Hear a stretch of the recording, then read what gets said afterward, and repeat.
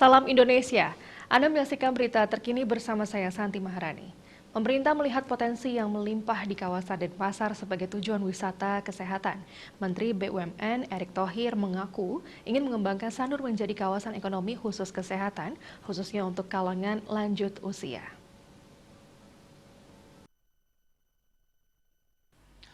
Menteri BUMN Erick Thohir seperti dikutip dari kantor berita Antara menyebutkan posisi Sanur berbeda dibandingkan bagian lain di Bali.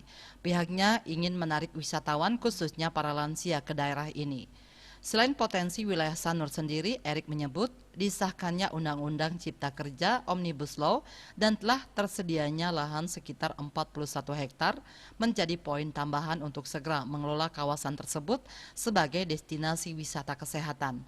Pihaknya menanti potensi sinergi antara pemerintah, BUMN, juga investor lokal dan global.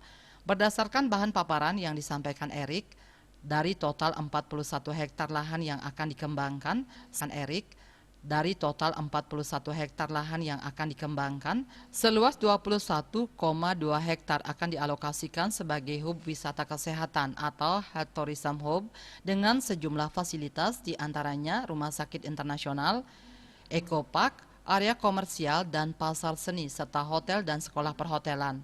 Pemerintah saat ini gencar mendorong potensi wisata kesehatan atau wisata medis. Pengembangan wisata medis dinilai bisa menjaring wisatawan sekaligus mendorong perbaikan fasilitas kesehatan di Indonesia. Lebih penting lagi, pengembangan wisata medis di dalam negeri diharapkan bisa mengurangi kunjungan masyarakat Indonesia ke luar negeri untuk melakukan pemeriksaan kesehatan. Bali Post.